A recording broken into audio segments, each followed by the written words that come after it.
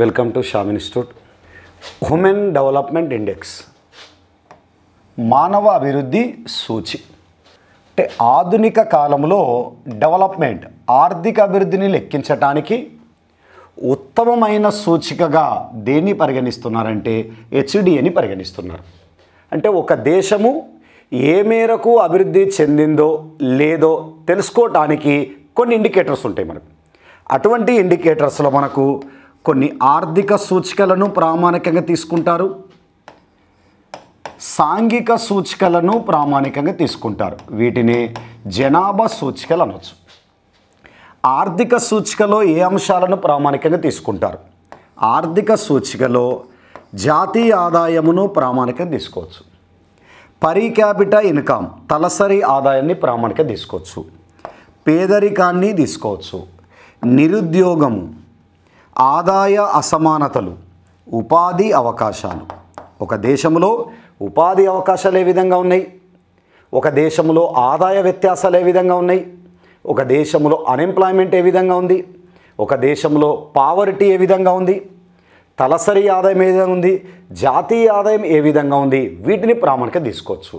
మరొక అంశం ఏంటంటే సాంఘిక సూచికలు, జనాభా సూచికలు ఉంటాయి. జనాభా సూచికలలో జననాల రేటు, మరణాల రేటు, శిశు మరణాల రేటు, ప్రసూతి మరణాల రేటు, ఆయు ప్రమాణము, అక్షరాస్యత మొదలైన వాటిని ప్రాముఖ్యత తీసుకుంటారు. అంటే ఒక దేశంలో ప్రజల యొక్క ఆయు ప్రమాణం ఏ విధంగా ఉంది, ప్రజల యొక్క అక్షరాస్యత ఏ విధంగా ఉంది, శిశు మరణాల రేటు ఏ విధంగా ఉన్నాయి, ప్రసూతి మరణాల రేటు ఏ విధంగా ఉన్నాయి, జననాల రేటు ఏ విధంగా ఉంది, మరణాల రేటు ఏ విధంగా ఉంది. సాంఘిక అంశాలు, ఆర్థిక అంశాలు ఈ రెండింటిని ప్రామాణిక తీసుకొని ఒక దేశము ఏ మేరకు అభివృద్ధి చెందిందో లేదో తెలుసుకోవటానికి మనకు కొన్ని అభివృద్ధి సూచికలను పరిగణిస్తారు. ప్రారంభంలో మనకు అభివృద్ధిని లెక్కించడానికి ప్రారంభంలో జీడిపినే ప్రామాణికంగా తీసుకునేవారు. ప్రారంభంలో జీడిపినే ప్రామాణికంగా తీసుకునేవారు. జీడిపి అంటే గ్రాస్ డొమెస్టిక్ ప్రొడక్ట్, ఒక దేశ ఆదాయాన్ని ప్రామాణికంగా తీసుకునేవారు. ఈ జీడిపి పరంగా చూస్తే ప్రపంచ ఆర్థిక వ్యవస్థలో భారతదేశం 5వ అతిపెద్ద ఆర్థిక వ్యవస్థగా అవతరించింది.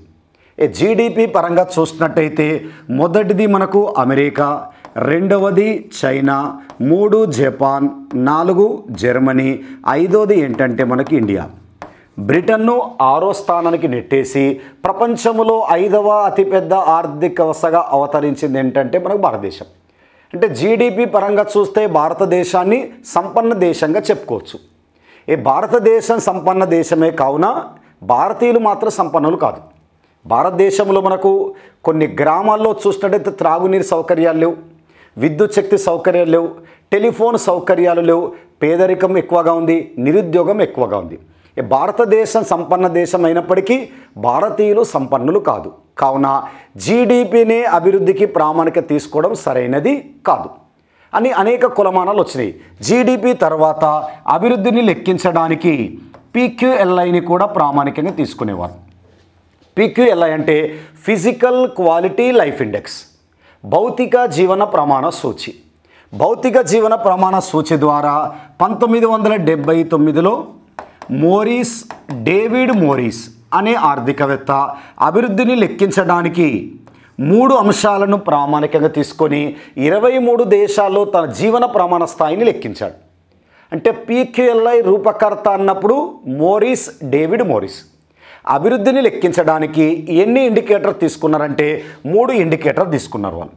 ఒకటి ఆయు ప్రమాణము ఏ విధంగా ఉంది, అక్షరాస్యత ఏ విధంగా ఉంది, శిశు మరణాల రేటు ఏ విధంగా ఉంది. ఆయు ప్రమాణం అంటే లైఫ్ ఎక్స్పెక్టెన్సీ అంటాం, జీవితకాలం. ఒక వ్యక్తి పుట్టినప్పటి నుండి ఎన్ని సంవత్సరాలు జీవించగలుగుతాడో తెలియచేసేదాన్ని ఏమంటామంటే ఆయు ప్రమాణం అనొచ్చు. ఒక దేశంలో ఆయు ప్రమాణం ఎక్కువగా ఉంటే అభివృద్ధికి సూచిక. ఏదైనా ఒక భాషలో చదవడం వ్రాయడం వచ్చిన వారిని అక్షరాస్యులు అంటాం. అది 7 సంవత్సరాల పైబడిన వారిలో లెక్కిస్తుంటా అంటాం. ఒక దేశంలో అక్షరాస్యత పెరుగుదల కూడా అభివృద్ధికి సూచిక. శిశు మరణాల రేటు, ప్రతి 1000 మంది శిశువులలో సంవత్సరంలోపు చనిపోయే వారిని శిశు మరణాల రేటు, ఇన్ఫాంట్ మోర్టాలిటీ రేట్ అని పిలుస్తుంటాం. ఒక దేశంలో శిశు మరణాల రేటు తగ్గటము, ఆయు ప్రమాణం పెరగడము, అక్షరాస్యత పెరగడము అభివృద్ధికి సూచికగా ప్రాముఖ్యత తీసుకున్నారు. పీక్యూఎల్ఐ పైన ఎందుకు విమర్శకు దారితీసిందంటే అభివృద్ధిని లెక్కించడానికి డేవిడ్ మోరిస్ 3 అంశాలు కూడా సాంఘికపరమైన అంశాలు తీసుకున్నాడు. ఆర్థికపరమైన సూచి ఒక్కటి కూడా లేదు దానిలో. జాతీయ ఆదాయం కానీ, తలసరి ఆదాయం కానీ, ఉపాధి కానీ, పేదరికము, నిరుద్యోగము, ఈ అంశాలు 3 కూడా సాంఘిక సూచికలే ప్రామాణికంగా తీసుకున్నారనే విమర్శ దేనిపై పడ్డదంటే పీక్యూఎల్ఐ పైన పడ్డది.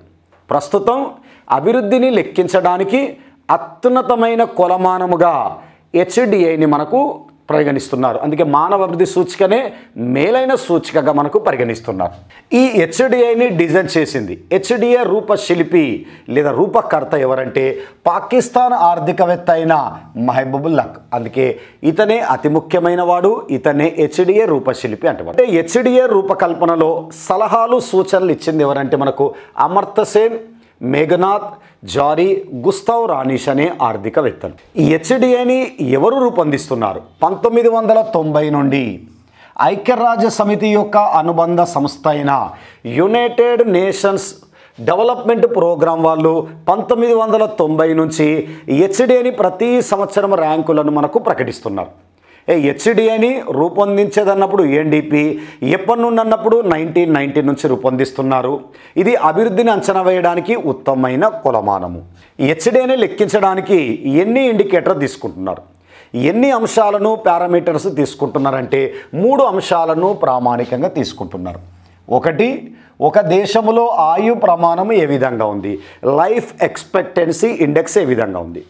ఒక దేశంలో లిటరసీ అక్షరాస్యత లేదా విద్యాస్థాయి ఎడ్యుకేషన్ అటైన్మెంట్ ఇండెక్స్ ఏ విధంగా ఉంది. స్టాండర్డ్ ఆఫ్ లివింగ్ జీవన ప్రమాణ స్థాయి తలసరి ఆదాయం ఏ విధంగా ఉంది. ఆయు ప్రమాణం, అక్షరాస్యత, పర్ క్యాపిటల్ ఇన్కమ్ తలసరి ఆదాయం అంటే ఒక వ్యక్తి యొక్క వార్షిక సగటు ఆదాయం. అది జాతీయ ఆదాయాన్ని దేశ జనాభా సంఖ్యచే భాగిస్తే ఒక్కొక్క తలకు ఎంత ఆదాయం వస్తుంది సగటున తెలియచేసే దాన్ని ఏమంటాం, పర్ క్యాపిటల్ ఇన్కమ్ అనొచ్చు. భారతదేశం యొక్క పర్ క్యాపిటల్ ఇన్కమ్ సుమారు 1,50,000 రూపాయలు అనుకోండి. అంటే జాతీయ ఆదాయాన్ని జనాభా సంఖ్యచే భాగిస్తే మనకు వచ్చేది ఏంటంటే పర్ క్యాపిటల్ ఇన్కమ్ అనేది వస్తుంది. ఈ 3 ఇండికేటర్లు ప్రామాణికంగా తీసుకుంటాం. ఆయు ప్రమాణం ఎక్కువ ఉండాలి, అక్షరాస్యత ఎక్కువ ఉండాలి, తలసరి ఆదాయం కూడా ఎక్కువ ఉంటే అభివృద్ధికి సూచికగా పరిగణిస్తున్నారు.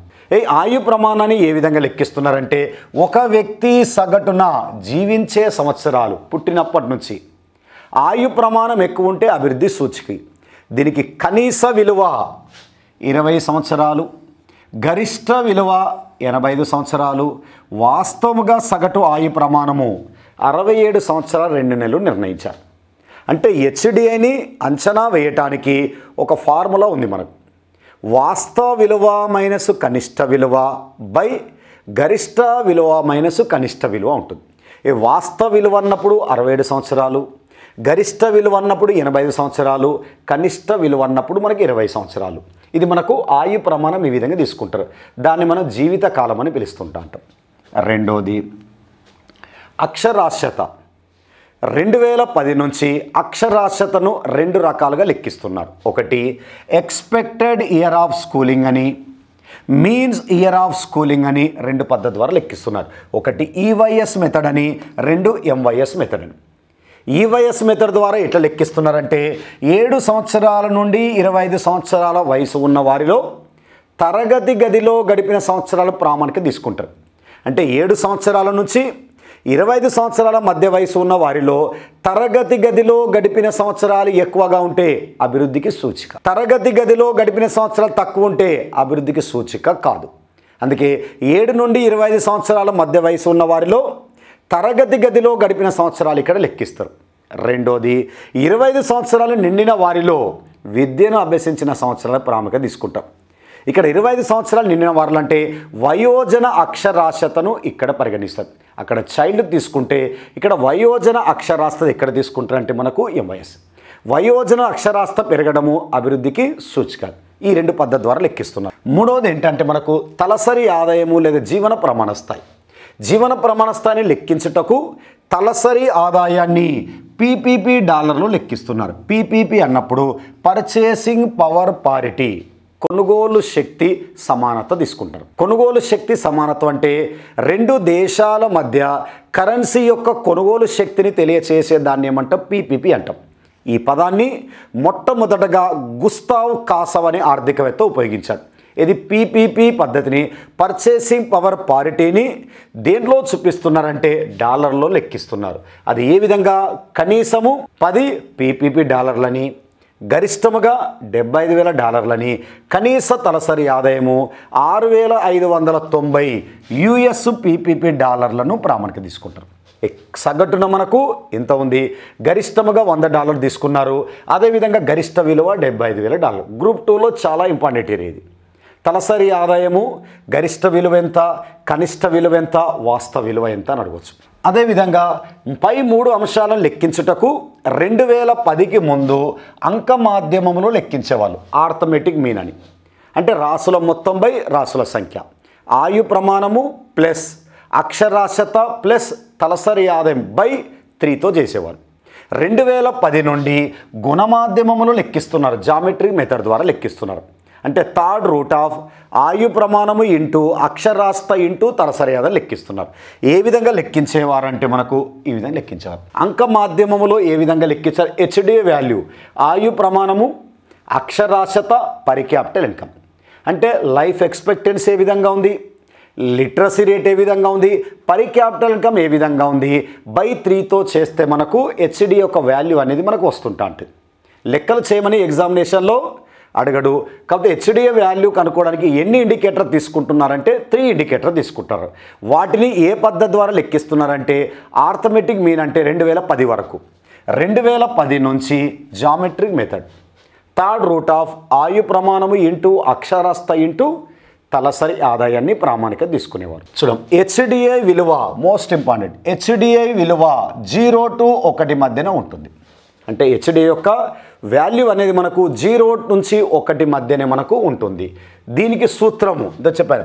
వాస్తవ విలువ actual value minus minimum value కనిష్ట విలువ బై గరిష్ట విలువ మైనస్ కనిష్ట విలువ. ఇంత చెప్పాడు. అక్షరాస్యతను కనిష్ట విలువ 20 సంవత్సరాలని, గరిష్ట విలువ 85 సంవత్సరాలని, వాస్తవ విలువ 67 సంవత్సరాల 2 నెలలు మనకు తీసుకున్నారు. దాన్ని ఇక్కడ అప్లై చేసి మనకు లెక్కిస్తూ అంటాం. ఇది హెచ్డిఐకి సంబంధించిన సూత్రం మనకు ఇంపార్టెంటే. ఈ హెచ్డిఐ వాల్యూ మనకు ఇంపార్టెంటే. హెచ్డిఐకి సంబంధించిన 3 ఇండికేటర్స్, ఆయు ప్రమాణము, అక్షరాస్యత, తలసరి ఆదాయం, ఆ 3 కూడా ఇంపార్టెంట్. ఈ 3తో పాటు ఈ సూత్రము 0 to 1 మధ్యన మనకు హెచ్డిఐ వాల్యూ ఉంటుంది.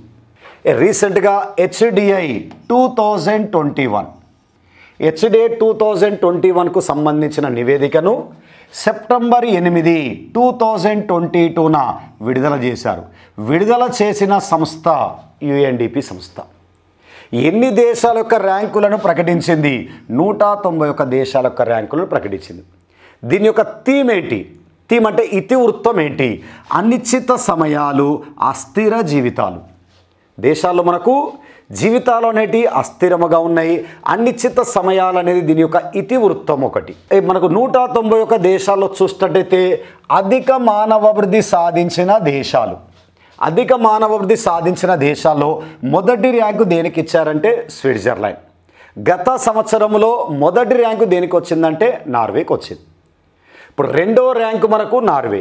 స్విట్జర్లాండ్కి ఇచ్చిన సూచి విలువ 0.962. ఇది మనకు ఇంపార్టెంట్. రెండవ ర్యాంకు మనకు Norway, third place Iceland, fourth place Hong Kong, fifth place ఏంటంటే ఆస్ట్రేలియా. అధిక మానవాభివృద్ధి దేశాలను వరుస క్రమములో గుర్తించండి అంటాడు.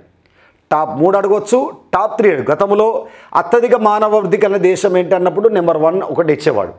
ఇప్పుడు అత్యధిక మానవాభివృద్ధి దేశాలు వరుస క్రమంలో గుర్తించన్నప్పుడు ఈ 5. సాధారణ జనాభా తక్కువగా ఉన్న దేశాల్లో ర్యాంక్ అనేది మనకి ఎక్కువ వస్తుంటుంది. జనాభా తక్కువగా ఉన్న దేశాల్లో ర్యాంకు చాలా తక్కువగా ఉంటుంది. జనాభా ఎక్కువగా ఉన్న దేశాల్లో ర్యాంకు చూసినట్టయితే కూడా ఎక్కువగా ఉంటుంది. జనాభా తక్కువగా ఉన్న దేశాల్లో చూస్తే ర్యాంకు ఏ విధంగా ఉంటుందంటే మనకు చాలా తక్కువగా ఉంటుంది. ఇప్పుడు ఆస్ట్రేలియా, హాంకాంగ్, ఐస్లాండ్ జనాభా తక్కువగా ఉంది కాబట్టి ర్యాంకు కూడా వల్ల తక్కువ. ర్యాంకు ఎంత తక్కువ ఉంటే డెవలప్మెంట్ అంత ఎక్కువ, ర్యాంకు ఎంత ఎక్కువ ఉంటే అంత డెవలప్మెంట్ అనేది తక్కువ అని అర్థం. టాప్ 5 అన్నప్పుడు లీస్ట్ 5 మీద అడుగుతా అంటాడు. అత్యల్ప మానవాభివృద్ధి దేశాలు, మానవాభివృద్ధిలో మొదటి స్థానం చూసినట్టయితే మనకు స్విట్జర్లాండ్, చివరి స్థానం దేనికి ఇచ్చారంటే దక్షిణ సుడాన్. సౌత్ సుడాన్కు 191 ర్యాంక్ ఇచ్చారు. దాని సూచి విలువ 0.385 ఇచ్చారు మనకు సూచి విలువ. 190వ దేశం మనకు చాద్, 189 నైగర్. గత సంవత్సరంలో నైగర్ చివరి స్థానం ఉండేది. మొదటి స్థానం నార్వే. భారతదేశానికి 131 ర్యాంక్ వచ్చింది, ప్రస్తుతం 132 ర్యాంక్ వచ్చింది. 188 సెంట్రల్ ఆఫ్రికన్ రిపబ్లిక్, 187 బురుండీకి ఇచ్చారు మనకు. ఈ మానవ అభివృద్ధిలో లీస్ట్ అత్యల్ప అన్నప్పుడు మనకు దక్షిణ సుడాన్. టాప్ 5 అడగవచ్చు, లీస్ట్ 5 అడగవచ్చు. పొరుగు దేశాల ర్యాంకులు అడగవచ్చు, బ్రిక్స్ దేశాల యొక్క ర్యాంకులు అడగవచ్చు. పొరుగు దేశాల యొక్క ర్యాంకులు చూస్తే శ్రీలంకకు 73 ర్యాంక్ వచ్చింది, చైనాకు 79 ర్యాంక్ వచ్చింది, భూటాన్కు 127 ర్యాంక్ వచ్చింది, బంగ్లాదేశ్కు 129 ర్యాంక్ వచ్చింది. భారతదేశానికి వచ్చిన ర్యాంక్ ఎంతంటే 132. గత సంవత్సరంలో మనకు 131 వచ్చింది. మనకు భారతదేశం కంటే మెరుగైన స్థితిలో ఉన్న దేశాలు శ్రీలంక, చైనా, భూటాన్, బంగ్లాదేశ్.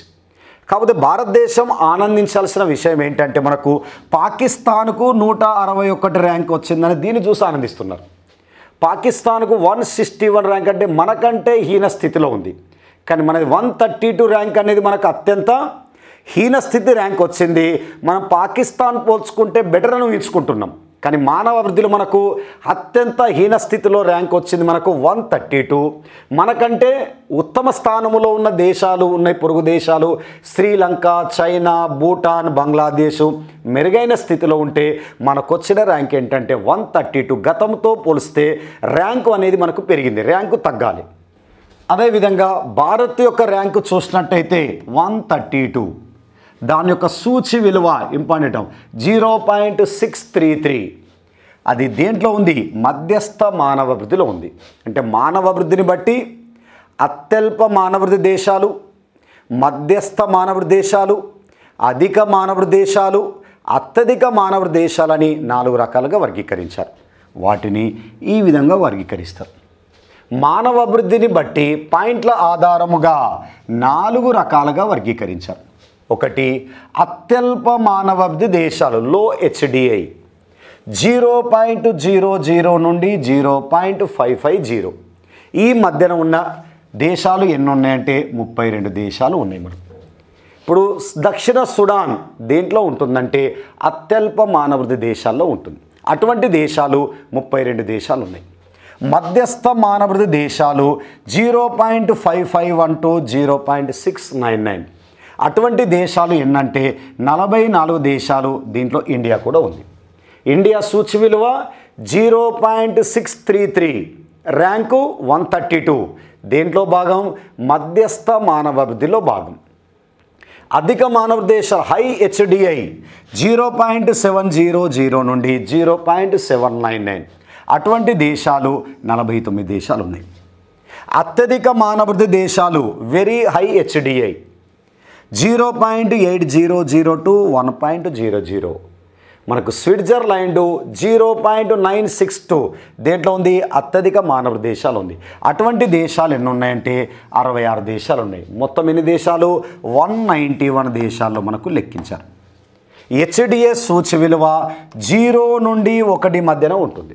0 నుండి 1 మధ్యన ఉంటుంది. మనకు వచ్చిన ర్యాంక్ ఏంటంటే 0.633 సూచి విలువ, ర్యాంక్ 132. స్విట్జర్లాండ్ ర్యాంక్ 1, సూచి విలువ 0.962 మనకు ర్యాంక్ అనేది వచ్చింది. బ్రిక్స్ దేశాల యొక్క పొజిషన్ చూస్తే మనకు బ్రిక్స్ దేశాల ర్యాంకు చూసినట్టయితే బ్రిక్స్ దేశాల్లో మొదటి స్థానం రష్యా, 191లో చూస్తే దాని ర్యాంక్ ఎంత? 52. రెండవ ర్యాంక్ ఏంటంటే చైనా, 191లో 79 ర్యాంక్ వచ్చింది. బ్రెజిల్కి ఎంత వచ్చింది? 87 ర్యాంక్ వచ్చింది. సౌత్ ఆఫ్రికాకి ఎంత వచ్చింది? 109. ఇండియాకి ఎంత వచ్చిందంటే 132 ర్యాంక్ అనేది వచ్చింది. సూచి 0.633. అంటే బ్రిక్స్ దేశాల్లో మనది చివరి స్థానం, మొదటి స్థానం ఏంటంటే రష్యా. మనకంటే Russia, China, Brazil, south Africa కూడా మెరుగైన స్థితిలో ఉన్నాయి. పొరుగు దేశాలు కూడా మెరుగైన స్థితిలో ఉన్నాయి. బ్రిక్స్ దేశాలు కూడా మనకు మెరుగైన స్థితిలో ఉంటే మనది హీన స్థాయిలో మనకు ర్యాంక్ అనేది వచ్చింది. ఈ మానవ అభివృద్ధి నుంచి ఎగ్జామినేషన్లో అడిగేటప్పుడు ఈ హెచ్డి మానవ అభివృద్ధి సూచిని ఎవరు రూపొందిస్తున్నారు అంటాడు. ఎవరు రూపొందిస్తారు? ఐక్యరాజ్య సమితి యొక్క అనుబంధ సంస్థ UNDP వాళ్ళు. ఎప్పటి నుండి రూపొందిస్తున్నారు? 1990 నుంచి రూపొందిస్తున్నారు. ఈ హెచ్డిఏ రూపశిల్పి ఎవరు? పాకిస్తాన్ ఆర్థికవేత్త అయిన మహబూబుల్ హక్. ఈ హెచ్డిఏని లెక్కించడానికి ఎన్ని ఇండికేటర్స్ తీసుకుంటున్నారు? 3 ఇండికేటర్స్. ఆయు ప్రమాణం, అక్షరాస్యత, తలసరి ఆదాయాన్ని ప్రాముఖ్యత తీసుకున్నాం. హెచ్డిఏ విలువను లెక్కించడానికి ఏ సూత్రాన్ని మనకు ఉపయోగిస్తున్నారు? వాస్తవ విలువ మైనస్ కనిష్ట విలువ బై గరిష్ట విలువ మైనస్ కనిష్ట విలువ. ఈ 3 ఇండికేటర్స్ ఆయు ప్రమాణము, అక్షరాస్యత, తలసరి ఆదాయము ఈ మూడింటిని ప్రామాణిక తీసుకొని 2010 వరకు కూడా అంక మాధ్యమమును లెక్కించారు. 2010 తర్వాత గుణ మాధ్యమములు మనకు లెక్కిస్తున్నారు. అంక మాధ్యమములు ఎట్లా లెక్కించారు? గుణ మాధ్యములు లెక్కించారు. మానవ అభివృద్ధిలో ఎన్ని దేశాలు లెక్కించారంటే 191 దేశాలు. మొదటి స్థానము స్విట్జర్లాండ్, చివరి స్థానము దక్షిణ సుడాన్. మనకు వచ్చిన ప్లేస్ ఎంతంటే 132. ఒకటి ర్యాంకు సూచి విలువ అది మధ్యస్థ మానవాభివృద్ధిలో ఉందా, అధిక మానవాభివృద్ధిలో ఉందా, అల్ప మానవాభివృద్ధిలో ఉందా? మనకు ఎగ్జామినేషన్లో మనకు అడగటానికి ఎక్కువ స్కోప్ ఉన్న ఏరియా ఏంటంటే మనకు హ్యూమన్ డెవలప్ ఇండెక్స్. రీసెంట్గా తెలంగాణ SIలో కూడా హ్యూమన్ డెవలప్ ఇండెక్స్లో లేని అంశం ఏంటని అడిగిండు. ఏ లేని అంశం అంటే 3 ఇండికేటర్స్ గుర్తుంచుకుంటే చాలు. ఆయు ప్రమాణం, అక్షరాస్యత, తలసరి ఆదాయం. PQLIలో ఎన్ని అంశాలు తీసుకుంటారు అంటాడు? 3 ఇండికేటర్స్.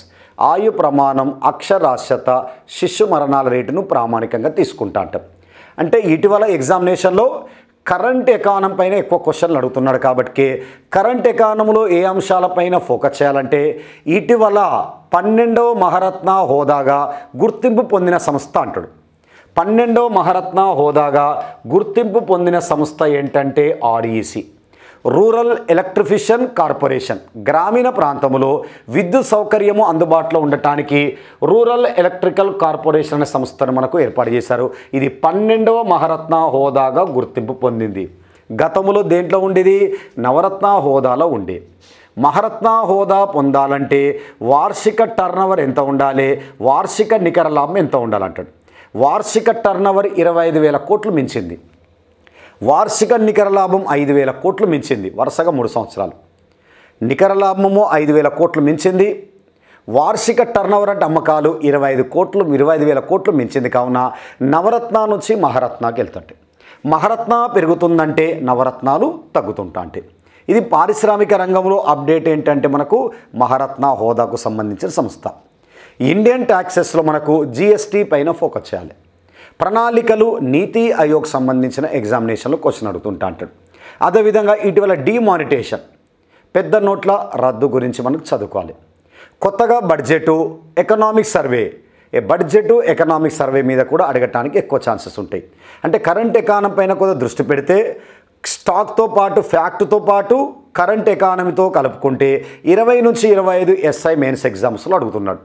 ప్రతి కాంపిటేటివ్ ఎగ్జామ్లో మానవ అభివృద్ధి సూచి అనేది మనకి ఇంపార్టెంటే. ఇటీవల మల్టీ డైమెన్షన్ పావర్టీ ఇండెక్స్ అది కూడా ఒక వీడియో చేసాం. అది కూడా మనకు బహుళ పేదరిక సూచి, అది కూడా కరెంట్ ఎకానమీలో చదువుకోండి.